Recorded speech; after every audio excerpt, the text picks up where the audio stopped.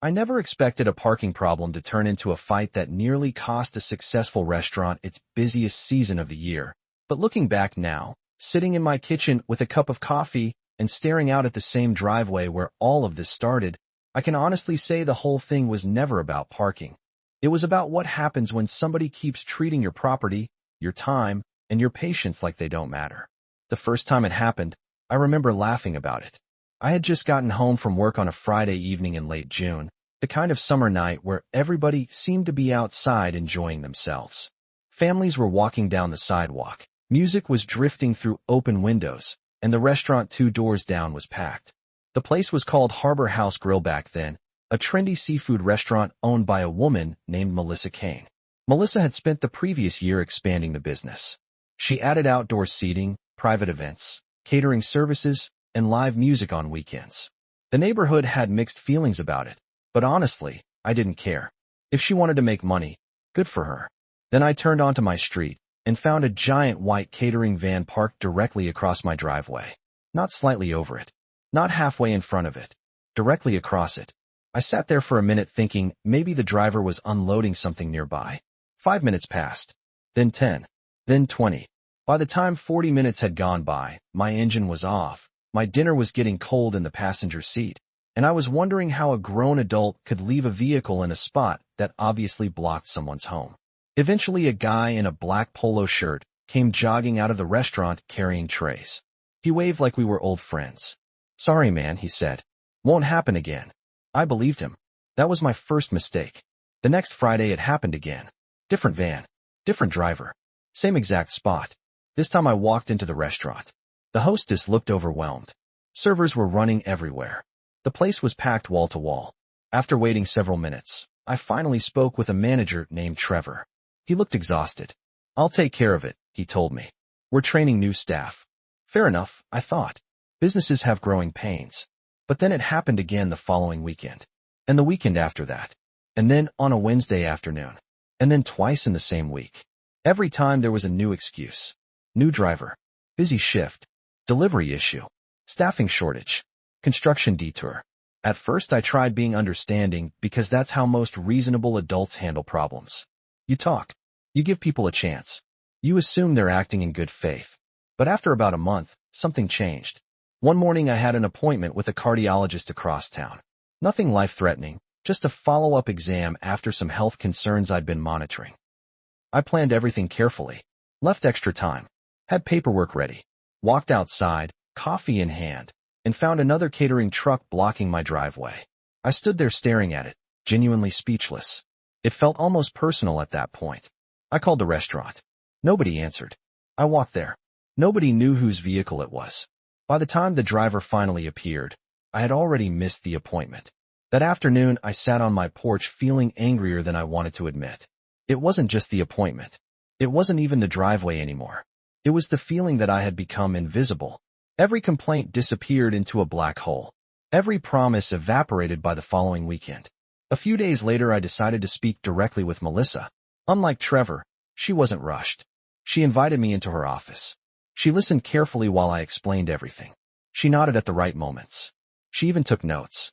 When I finished, she folded her hands and said, "I appreciate you bringing this to me. We'll do better." It sounded sincere. Maybe that's what made it so frustrating later. Because for about 5 days, everything was fine. Then Friday arrived. Another van. Same driveway. Same story. I remember standing at my front window watching the driver walk away from his vehicle without even glancing toward my house. That's when something clicked inside my head. Not anger. Not revenge. Something colder. Something calmer. For weeks I had been trying to convince people to care. Maybe that was the wrong approach. Maybe I didn't need them to care. Maybe I just needed facts. So that night, I grabbed an old notebook from a kitchen drawer, wrote down the date, the time, the license plate number, and exactly how long the vehicle blocked my driveway. Then I took 3 photographs from different angles. Looking back, that tiny decision would end up changing everything. Because over the next 6 weeks, I wasn't going to argue, complain, threaten, or raise my voice ever again. I was simply going to pay attention. Once I started documenting everything, the entire situation looked different. Before that, every incident felt isolated, like one annoying moment that disappeared as soon as the vehicle moved. But when I began writing everything down, patterns started appearing. The same event nights, the same delivery schedules, the same catering company logo showing up over and over again. What had felt random suddenly looked organized, and not in a good way. Every time a van blocked my driveway, I recorded the date, time, duration, weather conditions, vehicle number, and took photographs from multiple angles. I saved everything in folders on my computer. At first, it almost felt ridiculous. I was a grown man spending parts of my evenings creating a parking violation archive like some retired detective with too much free time. A couple of neighbors even laughed when they saw me taking pictures. One of them, an older guy named Frank, leaned across his fence one afternoon and said, "Building a case, counselor?" I laughed and told him maybe. What I didn't realize then was that he was more right than either of us knew. Around the third week, something happened that made me start looking deeper. I noticed a temporary sign outside Harbor House Grill advertising expanded outdoor dining and private event reservations. The restaurant's patio was packed every weekend. They had live acoustic bands, catered rehearsal dinners, birthday parties, corporate events, all kinds of things. It looked successful, but one evening while reading through city records online, I came across something interesting. Businesses that expanded outdoor seating beyond a certain occupancy threshold needed a conditional use permit renewal every 2 years. That wasn't unusual.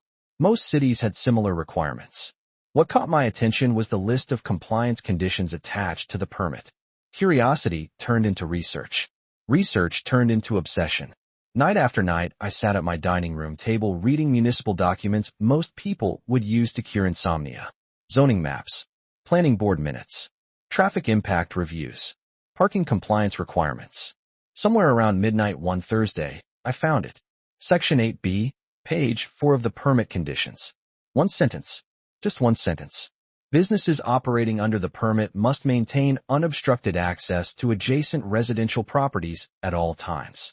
I read it 3 times to make sure I wasn't misunderstanding it. Then I opened my folders and counted the incidents. 41. 41 documented violations over 6 weeks. 41 times their operation had failed to comply with one of the conditions keeping their permit valid. I leaned back in my chair and remember feeling something strange. Not excitement. Not satisfaction. Relief. For the first time, this wasn't my opinion versus theirs. It wasn't a homeowner complaining about a business. It was a compliance issue supported by evidence. The next several days became a project. I organized every photograph chronologically, created summaries, added timestamps, matched vehicle numbers, included descriptions of each incident. I wasn't trying to exaggerate anything. If anything, I removed emotional language entirely. Just facts. Clean, boring, undeniable facts. When the packet was finished, it was nearly an inch thick. I submitted it to the city planning office along with a formal objection to Harbor House Grill's pending permit renewal. Then I waited. 3 days later my phone rang. Melissa. I could tell from the first few seconds that somebody at City Hall had contacted her. Daniel, she said, her voice unusually careful. I heard you've submitted some concerns. Concerns. I almost laughed at the word. 41 concerns, I replied. Silence. Then she shifted into explanation mode. The catering company was independent. Weekend supervisors had failed to follow instructions. Construction nearby had reduced available loading zones. Drivers weren't familiar with the neighborhood. Every reason sounded polished. Every reason sounded rehearsed. The problem was that I'd already heard versions of those explanations for almost 2 months. Melissa, I finally said, I don't actually care whose fault it is anymore. Another silence. What do you mean? She asked. I mean the city isn't reviewing excuses. They're reviewing compliance.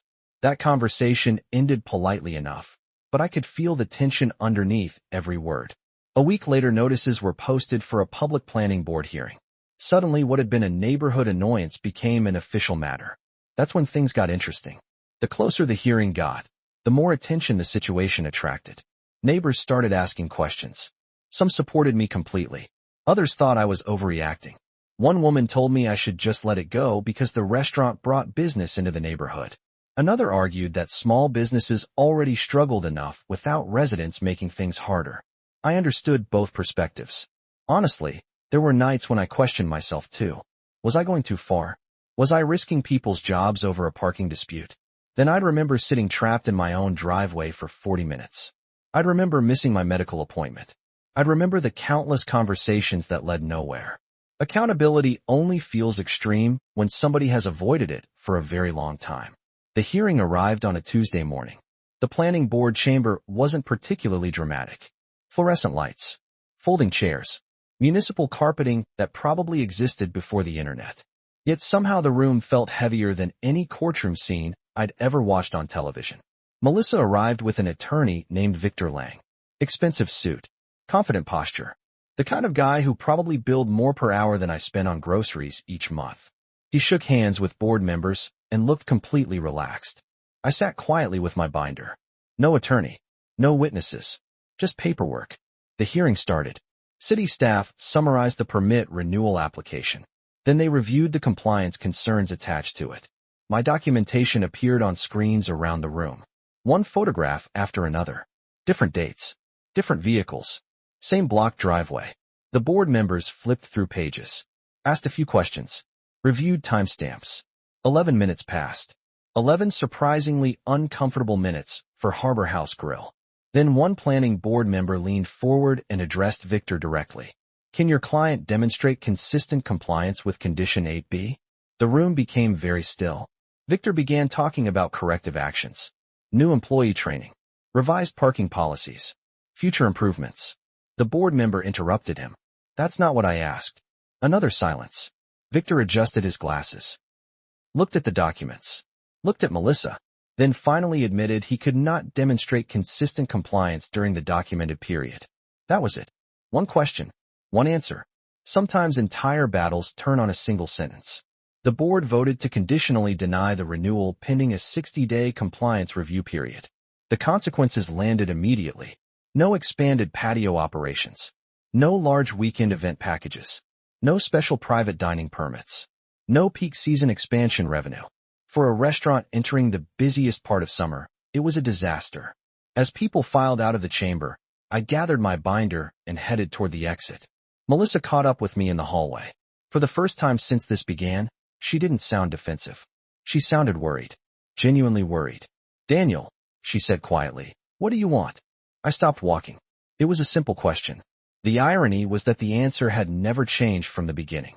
I looked at her and said, I want access to my own driveway. She stared at me for a second, almost like she couldn't believe that was still the answer after everything that had happened.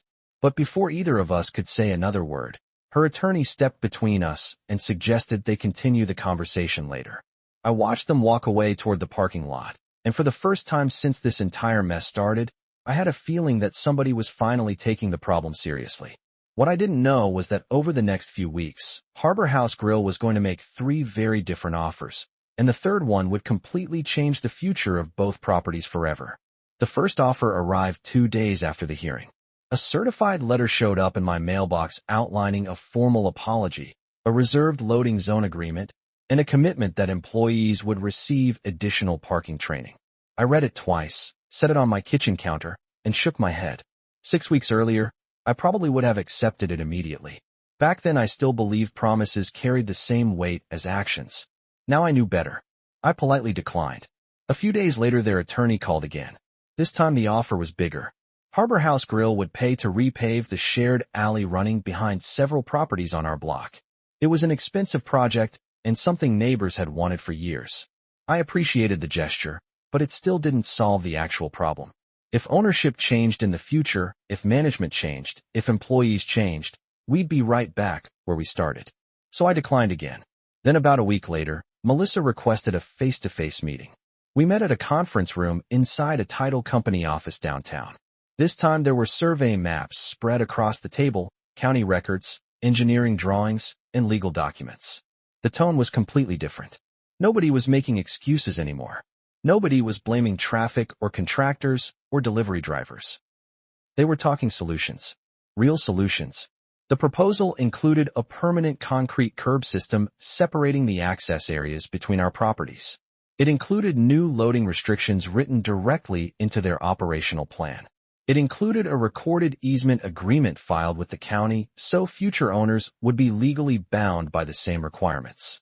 There was also a compensation payment of $6,000 for the documented inconvenience and time I had spent dealing with the issue. Then came the clause that caught my attention. Any future vehicle associated with the business that blocked my driveway would trigger an automatic $200 payment. No arguments. No debates. No excuses. Just consequences. I remember looking across the table at Melissa. She looked tired. Not angry. Not defeated. Just tired. In a strange way, I felt tired too. This conflict had consumed months of my life. Neither of us wanted to keep fighting. We wanted certainty. We wanted the problem gone. For good. I signed the agreement. A week later, the planning office completed its review and reissued the permit. Harbor House Grill reopened its full summer operations. Weekend events returned. Outdoor dining returned. Private bookings returned. Business went back to normal, at least for them. For me, the real ending came on a Friday evening about 2 weeks later. I was standing at my living room window when I saw a familiar white catering van turn onto the street. For a split second, I felt my stomach tighten. Old habits die hard. The van slowed near my property. Then, without hesitation, it continued past my driveway and pulled neatly into the designated loading area on the side lot. Perfectly parked. Plenty of clearance. Not even close to my entrance. The driver shut off the engine, stepped out, grabbed his equipment, and walked toward the restaurant without giving my driveway a second glance. I stood there watching longer than I probably needed to. Not because I was looking for a problem, but because for the first time in months, there wasn't one. The thing I remember most isn't the hearing. It isn't the legal documents. It isn't even the compensation check. It's those 40 minutes from the very beginning. 40 minutes sitting in my car after a long day, staring at a vehicle blocking my driveway, while wondering why something so simple had become so difficult. Looking back now, I realized the entire situation could have been avoided with a 5-minute conversation followed by actual follow-through. That's it. No hearings. No attorneys. No permit reviews. No county filings. Just basic respect. Instead, every warning was ignored until the consequences became expensive. Sometimes people hear this story and tell me I went too far. Others say I should have pushed even harder. Honestly, I still don't know which side is right. What I do know is this. I never yelled at anyone. I never threatened anyone. I never damaged property or tried to hurt a business. I documented facts, learned the rules, and allowed the system they agreed to operate under to do exactly what it was designed to do. The funny part is that Harbor House Grill is still there today. The restaurant survived. The neighborhood survived. The only thing that disappeared was the assumption that my driveway was optional. And maybe that's why this story sticks with me all these years later. Because sometimes the strongest response isn't the loudest one. Sometimes it's patience. Sometimes it's documentation. Sometimes it's simply knowing the rules better than the people who think they can ignore them. But here's the question I'd love to hear your opinion on. If you were in my position, after being ignored for weeks and missing an important medical appointment, would you have filed the objection, or would you have let it go and moved on? Let me know down in the comments. And if you enjoy stories where persistence beats arrogance and paperwork ends up hitting harder than an argument ever could, make sure to like the video, subscribe to the channel, and tell me where you're watching from because I'd genuinely love to hear your perspective on this one.